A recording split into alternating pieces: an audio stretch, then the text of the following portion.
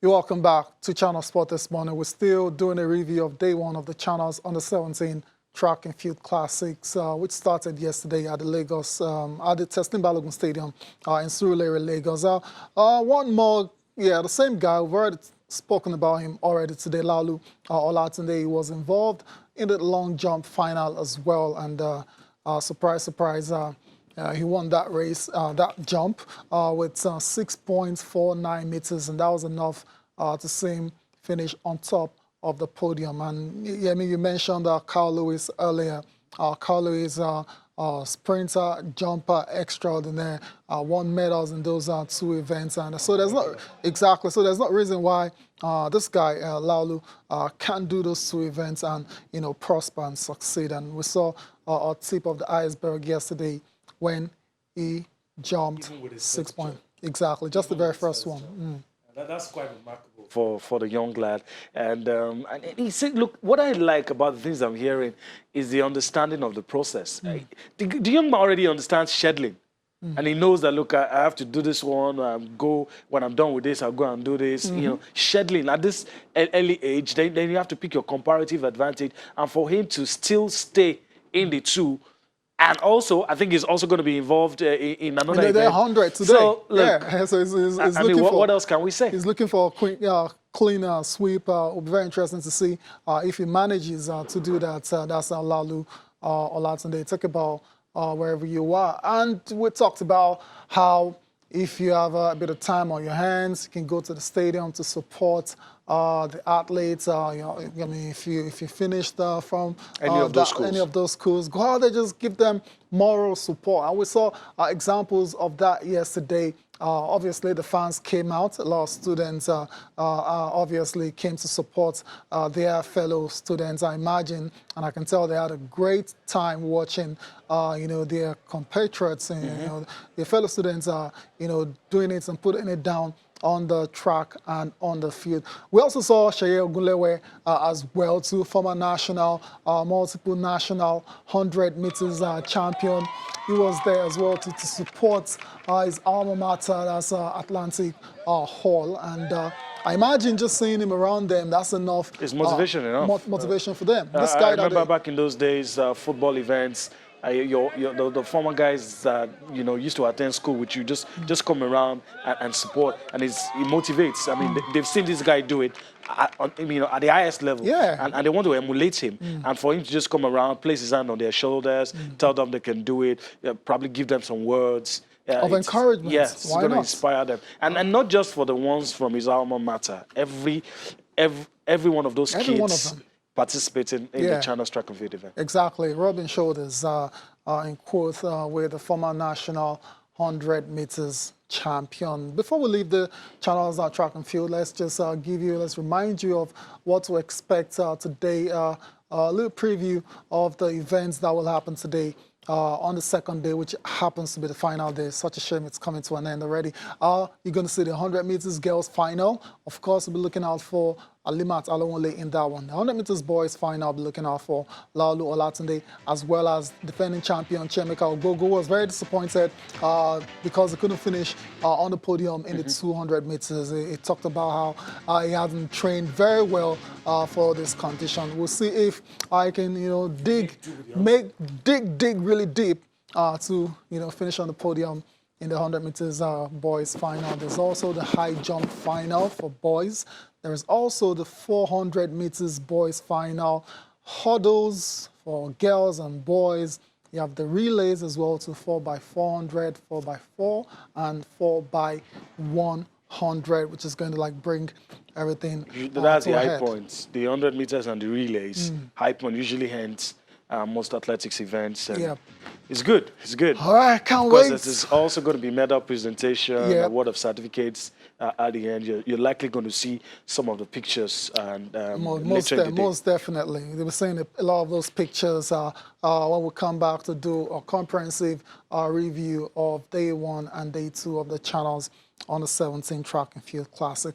Let's leave that for now and move on and talk about the National Basketball Association matches played overnight and early this morning. 7 games in total. We're going to run through the results for you before we focus on our feature match, which happens between the Clippers and the Rockets. Clippers and Rockets are winning 102-93 in that particular game. We'll come back to talk about that particular match in a moment. Elsewhere, the Warriors, we know their fate already this season. They're not having it This good tomorrow continues. at all. It continues. The face-off against the Los Angeles Lakers. Two contrasting fortunes. The Lakers on a roll, the Warriors on the downward spiral. And last season, you could flip it. Exactly. One was on the high, one was on the that low. sport for you, it could just change, in the blink of an eye. So the Lakers did what they were expected to do, handled business against the Warriors, winning 120-94. LeBron James scoring 23 points and dishing out 12 assists in just 3 quarters. They didn't need him for the 4th quarter at all because the game had been won and lost. The Lakers have won 9 games this season and lost just 2. This particular match they played without Anthony Davis, who's nursing a right shoulder injury, but no Davis, no problems for them. All right, let's move on to the Wizards and the Celtics. This was a very exciting matchup. As you can see from the scoreline, very high-scoring situation as well, but it was the Celtics winning 140-133. Kemba Walker leading a balanced Celtics attack with 25 points in that particular victory. The Boston Celtics have now won 9 in a row. Fantastic for the Boston Celtics. I mean, they're not missing a guy at all, Kyrie. I mean, Kyrie's gone, but no problems. Life continues. Life continues, indeed. The Magic and the 76ers, it was Orlando prevailing 112-97, while the Charlotte Hornets lost against the Memphis Grizzlies 119-117. Rookie guard Ja Morant scoring on a drive to the basket with just 0.7 seconds remaining, and that turned out to be the winner for Memphis. Last but not the least, Raptors defeated the Portland Trail Blazers 114-106, led by Pascal Siakam's 36-point. The Raptors, they're kind of short-handed as well too, but it doesn't mean they've not capitulated because of that. They're still finding ways to win. For Portland, they've now lost 6 of their last 7 games. Very, very terrible start to the season for the Trail Blazers. Last but not the least is the Spurs and the Timberwolves, and it was the Timberwolves winning 129-114. For the Spurs, I don't know. It's a new era. I mean, they're all gone now. All these guys, Team is gone.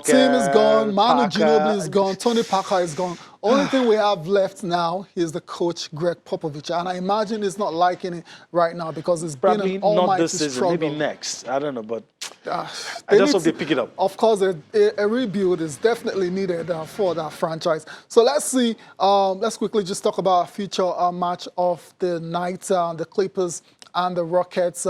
Was Rockets winning that particular match. This is a matchup of likely, Western Conference finalists. Of course, the Warriors are no longer in the picture, so it's all about the Clippers and the Rockets. And in this particular game, James Harden came to the party big time, 47 points, and served as a closer down the stretch in the 102-93 win over the Clippers. You also had Russell Westbrook contributing 17 points for Houston, while center Clint Capella added 12 points and 20 rebounds. 20 rebounds, Amy. Wow. One man. Amazing. Must have an ego high. Just anytime something's going off the board, he just jumps. Grabbing it. Grab 20. it. And Clint ensures it's a Capella. basket. That's huge contribution. Huge contribution from Clint Capella. For the Clippers, they had Kawhi Leonard pacing them with 26 points, 12 rebounds, 7 assists. Wasn't enough, though. Yeah, it wasn't good enough. Lou Williams off the bench with 20 points. Wasn't good enough as well, too. So the Rockets are prevailing in that particular matchup. Let's see our standout performers before we move on the show now. Let's talk about the guys that stood out. Some ended on the winning side, some on the losing side. Unfortunately, we're starting with a guy that ended on the losing side. Terry Rozier used to be of the Celtics before. Now is with the Charlotte Hornets. He had a fantastic game, Yemi, 33, 5, and 6. But very painful way to lose they a lost game. by just 2 points Very painful way to lose. to the Grizzlies. The next guy is Bradley Beal of the Washington Wizards. He ended up on the losing side as well. So look at his numbers, Yemi. Amazing. 44, 5, and Amazing. 6 for the Wizards, but they lost against the Celtics. So better luck next time to Bradley Beal. Our next guy is James Harden. James Harden ended on the winning side. It was the main oppressor, the aggressor for the Houston Rockets. I can't remember any week this guy is not in the top Yeah, performance. he can Very typical. every Very day difficult. we come back. Let's he's go always back to around. James, the beard. Yeah, he's putting up MVP numbers again, and definitely will be in the conversation come the end of the season. 47, 6, and 7 assists on the night.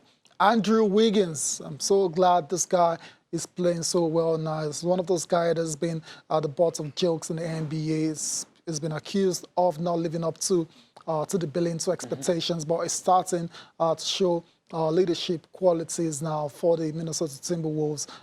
Scored 30 points, grabbed 8 rebounds, and dished 7 assists in the win over the San Antonio Spurs. Last but not the least is Fred VanVleet, the Drake lookalike. Yeah, I mean, this guy last year, one of the unsung heroes for the Toronto Raptors in their championship run. Now is coming to the side now, is playing a more prominent role, and is delivering.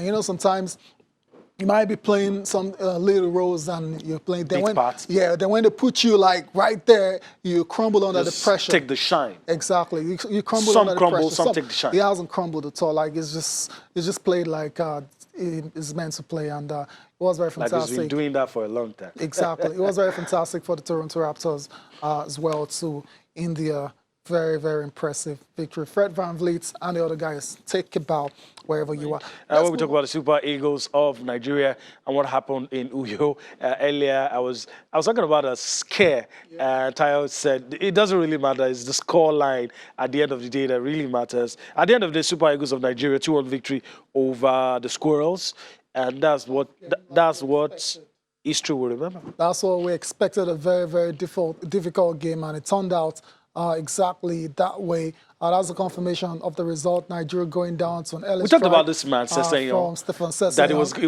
was going to be key. Exactly. And he almost, after that goal, they almost made it 2. right. It was close. It was an almighty scare for Nigeria, but Nigeria found a way, got the equalizer through Victor Osimhen from the penalty spot, and Samuel Kalu with a solo goal turned out to be the winner on 63 minutes. The other match in the group ended 1-1 between Lesotho and Sierra Leone. But back to the Nigeria game, Yemi, I was saying yesterday that I expected Kenneth Raw to give us a starting front three of Samuel Kalu, Victor Osimhen, and Samuel Chukwueze, and that's exactly what he's done there. The captain, Ahmed Musa, you thought was going to come in. Because he's captain. Because he's captain, all that experience and all that. But definitely didn't think it was going to play from the start in that game. Raw has been trying to build this team for the last couple of friendly matches now, and he had gone with the top 3 guys up front. So no surprises to me. Who seem to be confident playing together, seem to understand each yeah. other. But I really want to talk about Victor Osimhen. It says a lot about a young man's confidence level. Taking that responsibility of on. taking with a lot of senior players. It goes down. In front of the fans, you lose it as somebody else. It's a problem. It's a problem. I mean, I'm mightily impressed with his confidence level. Yeah, confidence, of course, as a striker, you've got to be very, very confident in front of And I still remember that game against Ukraine. You could see the hunger. He just wanted to score. You and know, I hope he keeps that level. Yeah, I mean, you know this guy, we watched him at the Under-17 World Cup, Victor Osimhen, and that was in 2015. Top scorer, 10 goals, never been done before as a record. I was very impressed. I was like, this guy is a proper goal-getter. Then, we didn't see him for a while. He went to Germany, didn't pan out for him. Struggled a bit, then he's gone to Belgium, scored a lot of goals. I was like, yeah, this is Osimhen we used to know. But then we hadn't seen him play a lot until the qualifier, Olympics qualifier, where he was drafted into that side, and he scored a hat-trick or something along those. I was like, yeah, this is the guy I know. So that hasn't come as a surprise to me at all. That, and if I ask you who's Gennaro Ross' first pick, is there any debate now for the striker's role? No, it's never been a debate. No debate. You know, when Odion Igalo left, we were talking about him, Onuachu, and some of the other guys who's going to who's going to pick it. I just but knew I it was guess a natural successor. I mean, I said it with Cecilia as well too on the show the very next day that this guy is ready. He's just ready, just champing at the beats and just waiting for his opportunity. Although Igalo served the country very well, but of course, there's a ready-made replacement for you, and that's Victor Osimhen, and he's doing a fantastic job of it. And Daniel Akpe was in goal as well, so as expected. As expected. Any culpable for the first goal? I don't think so. I don't think so. But you know how people are. They're blaming him for the first goal. I'm like, what is he supposed to do? Good goalkeepers concede situation? goals. Yeah. And I think we've been unfair. The criticism, I'm not saying don't criticize, but I think in Akpe's case, I think it's been unfair. Everybody seems to remember what happened in June 2017. That mistake, right? That's what everybody that remembers. One, yeah. Let's cut the guy some slack now. I mean, he's doing his bit to represent Nigeria very well. Gianni Infantino, the FIFA president, obviously thrilled to have brought Arsene Wenger on board to developing football across the world. And of course, Nigeria is going to be a part of this. We're hoping to to tap from the knowledge of Arsene Wenger in terms of developing. And it's not too far away from us. We have links with him, so exactly. if we need to get him on board, do something for us, maybe he will. Okay. As we're ready to go, we're done. Actually, we're done. I think that's the last bit on the show. So if you're in and around the Slim Balogun Stadium, do try to catch a glimpse of the grand finale of the Channels Under-17 track and field. There's always a role. Just go there, enjoy, see these guys, take pictures. It's very, very important. Want to thank you for allowing us to be a part of your day today. Of course, we'll be back here again tomorrow. Take you on the trip across the morning spinning world of sports. I'm Yemi Adebayo. Bye-bye now. I'm Tayo Salam. Enjoy the rest of your day.